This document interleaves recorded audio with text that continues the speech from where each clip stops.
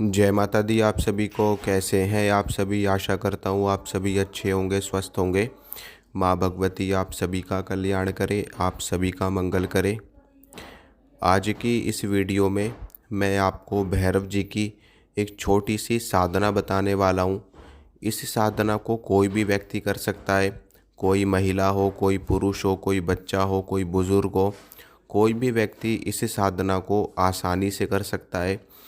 इस साधना को करने के लिए किसी भी प्रकार की दीक्षा की भी आवश्यकता नहीं है। आप बिना दीक्षा के भी इस साधना को कर सकते हैं। भैरव जी की जो साधना मैं आपको बताने वाला हूँ, ये बहुत ही सौम्य साधना है और भैरव जी के शांत रूप की साधना है। काल भैरव भैरव जी का उग्र रूप है। और जो मैं आपको साधना बताने वाला हूँ, बटुक भैरव की साधना मैं आपको बताने वाला हूँ। बटुक भैरव भैरव जी के शांत रूप माने जाते हैं।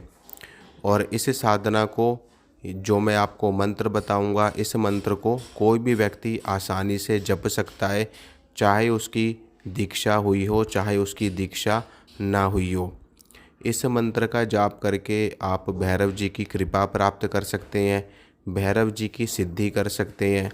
और अगर आपके घर में किसी भी प्रकार का कोई तंत्र किया गया है, कोई भूत बाधा है, कोई प्रेत बाधा है, कोई चौकी बंधन है, कोई किया कराया है, कोई शमशान की क्रिया करी गई है, उन सभी चीज़ों को भी आप भैरव जी की इस साधना से, इस मंत्र से आसानी से काट सकते हैं। सारी चीज़ें मैं आपको डिटेल में बताऊंगा, इसलिए आप आराम से वीडियो देखिए और अच्छे से सोच समझ करके ही आप आगे साधना करिए। ठीक है, पहले मैं आपको साधना बताऊंगा, फिर उसके बाद में मैं आपको आगे की जानकारी दूंगा। जैसा कि आप सभी लोग जानते हैं कि 22 नवंबर 2024 को भैरव जयंती है। ठीक है, और भैरव जयंती के दिन आप भैरव जी की कृपा बहुत ही आसानी से प्राप्त कर सकते हैं। और सबसे अच्छी बात तो ये है कि जो मैं आपको साधना बताने वाला हूँ, ये साधना भी केवल एक ही दिन की साधना है। एक ही दिन में आपको भैरव जी की कृपा प्राप्त हो जाएगी और एक ही दिन में भैरव जी के आशीर्वाद से आपके ऊपर जो भी संकट है वो भी टल जाएगा। तो आपको क्या करना है, कैसे करना है, आइए जानते हैं। सबसे पहले तो 22 नवंबर 2024 को इस दिन आपको प्रातःकाल जल्दी उठना है। जितना जल्दी हो सके उतना उठने की कोशिश आपको करनी है। जल्दी उठने के बाद में आपको जो भी आपके दैनिक कार्य हैं उनसे निवृत्त होकर के स्नान वगैरह करके आपको अपने पूजा घर में आना है, अपने घर के मंदिर में आपको आ जाना है। वहाँ पर आने के बाद में आपको भैरव जी का पूजन करना है और सामान्य तरीके से पूजन करना है। कोई आपको बहुत लंबा चौड़ा विधान में आपको नहीं बता रहा हूँ। ठीक है, आपको सरसों के तेल का दीपक भैरव जी के नाम से आपको जलाना है। सुबह के टाइम में भैरव जी के नाम से आपको गुग्गल की धूप जला देनी है।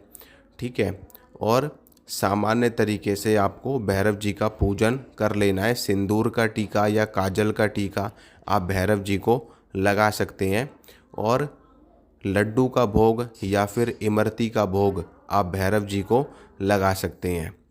ठीक है, इसके बाद में जो साधना करी जाएगी, साधना तो रात्रि काल में ही करी जाएगी।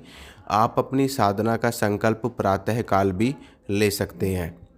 शाम के समय में आपको क्या करना है कि सूर्यास्त के बाद में जब सूर्य देवता अस्त हो जाएं, तो उसके बाद में आपको क्या करना है, एक चौमुखा दीपक आपको भैरव जी के नाम का लगाना है। और उस चौमुखे दीपक में आपको थोड़ी सी काली उड़द आपको ले लेनी है। और वो काली उड़द आपके घर के जितने भी सदस्य हैं सबके ऊपर से 7 बार आपको वारना है और उस दीपक में वो काली उड़द आपको डाल देनी है। जैसे जैसे आपका ये दीपक पूरा जल जाएगा, वैसे वैसे आप सभी के ऊपर का जो भी संकट है वो भी भैरव जी के आशीर्वाद से ख़त्म हो जाएगा। अब आपको चौमुखा दीपक प्रज्वलित कर देना। चौमुखा दीपक प्रज्वलित करने के बाद में आपको भैरव जी को दोबारा से भोग लगाना है। सुबह के टाइम में भी आपने भोग लगाया था, शाम के टाइम में भी आपको भैरव जी को भोग लगाना है। ठीक है। शाम के टाइम में आप भैरव जी को लड्डू का भोग लगाएंगे, यानी कि 5 बूंदी के लड्डू ये आपको भैरव जी को भोग में देने हैं। और इसके साथ में आप दूध, यानी कि मीठा दूध, दूध में थोड़ी चीनी मिला करके वो आप भैरव जी को भोग में देंगे। ठीक है। इसके बाद में दीपक आप जला देंगे और एक काले रंग का कपड़ा आपको भैरव जी के नाम से रखना है। और एक नारियल, नारियल कौन सा आप रखेंगे? जो सूखा नारियल होता है जिसमें पानी नहीं होता, वो नारियल आप भैरव जी के नाम से रखेंगे। ये भैरव जी की भेंट होती है। ठीक है।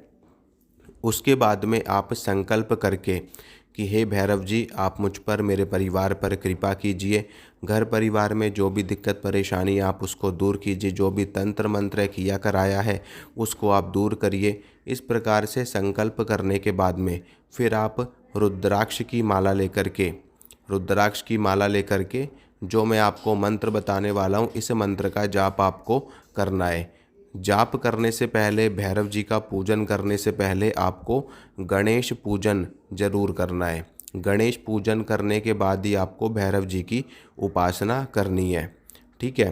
भैरव जी की उपासना के साथ में आप भगवान शिव की भी उपासना करेंगे तो इससे आपकी साधना का प्रभाव और भी ज़्यादा बढ़ जाएगा, क्योंकि भगवान शंकर, भैरव जी जो हैं वो भगवान शिव के ही अवतार हैं, शिव के ही रूप हैं।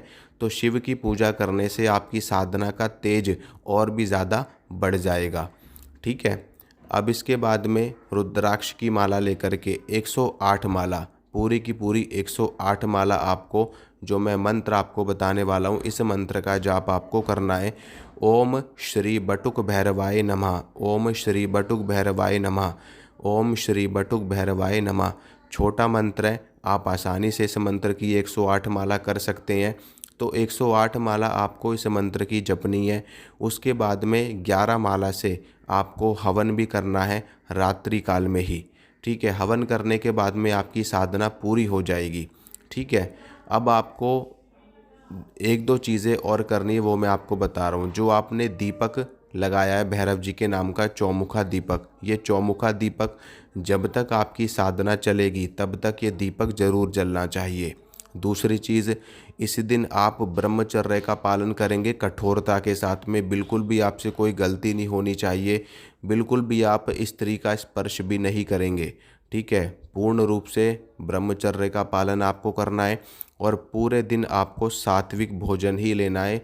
किसी भी तरह का अंडा, मीट, मछली, प्याज, लहसुन का सेवन आपको नहीं करना है। इसके अलावा प्रातः काल की जब आप पूजा कर लेंगे, पूजा करने के बाद में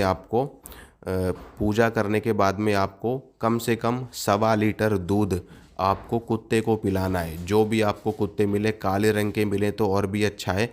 कुत्ते को आपको 1.25 लीटर दूध आपको ज़रूर पिलाना है। इससे ज़्यादा भी आप पिला सकें, जितना ज़्यादा से ज़्यादा आप कुत्तों को भोजन और कुत्ते को दूध वगैरह पिला सकते हैं, उससे आपको भैरव जी की कृपा और भी ज़्यादा मिलेगी, और भी ज़्यादा आपको सफलता मिलेगी, सिद्धि मिलेगी। ये आपको कार्य दिन में करना है और रात्रि काल में आपको, जो मैंने आपको साधना बताई है, ये साधना करनी है। साधना में किसी भी प्रकार की गलती ना करें, शुद्ध होकर के, पवित्र होकर के ही साधना करें।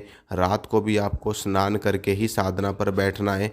ठीक है। अशुद्ध अवस्था में साधना पे आपको नहीं बैठना है और ब्रह्मचर्य का पालन आपको ज़रूर करना है। और किसी भी तरीके का वाद विवाद, किसी भी तरीके का क्रोध, लड़ाई झगड़ा, किसी भी तरह की गलत कार्य आपको नहीं करना है, नहीं तो आपकी साधना नष्ट हो जाएगी।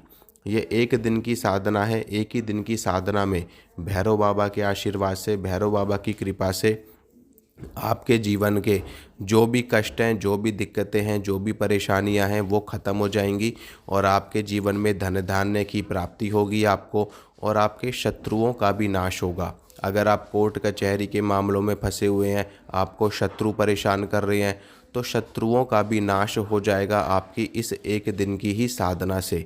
जब आपका जाप पूरा हो जाएगा, तो जाप पूरा होने के बाद में जितना भी जाप आपने किया है, वो सारा जाप आप भैरव जी को ही अर्पित करेंगे और उसके बाद में भैरव बाबा से प्रार्थना करेंगे कि हे भगवान, ये मंत्र जाप हमने किया है, इसे आप ही ग्रहण कीजिए और हम पर कृपा कीजिए।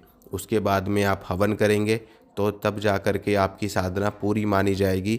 साधना जब आपकी पूर्ण हो जाएगी तो अगले दिन जो भी आपने सामग्री भैरव बाबा को चढ़ाई है, जैसे कि काले रंग का कपड़ा, नारियल वगैरह, ये सब आप भैरव जी के मंदिर में ले जा कर के चढ़ा देंगे। इससे आपको भैरव जी की सिद्धि हो जाएगी, भैरव जी की कृपा हो जाएगी और भैरव जी के आशीर्वाद से आपके घर में जो भी नेगेटिव शक्ति होगी वो भाग जाएगी। कोई चौकी बंधन होगा तो वो कट जाएगा। कोई नकारात्मक शक्ति या कोई शत्रु बार बार आपको परेशान कर रहा है तंत्र करके, तो उसका भी नाश हो जाएगा और आपकी दृष्टि भी इससे जागृत होगी। तो इस साधना को करके आप भैरव जी की कृपा प्राप्त कर सकते हैं और अपने जीवन को धन्य बना सकते हैं। माँ भगवती आप सभी का कल्याण करे, आप सभी का मंगल करे। अगर आपको जानकारी अच्छी लगी है तो वीडियो को लाइक करिए, शेयर करिए, चैनल को सब्सक्राइब करिए। मिलूँगा मैं आप सभी से अगली वीडियो में। जय माता रानी की।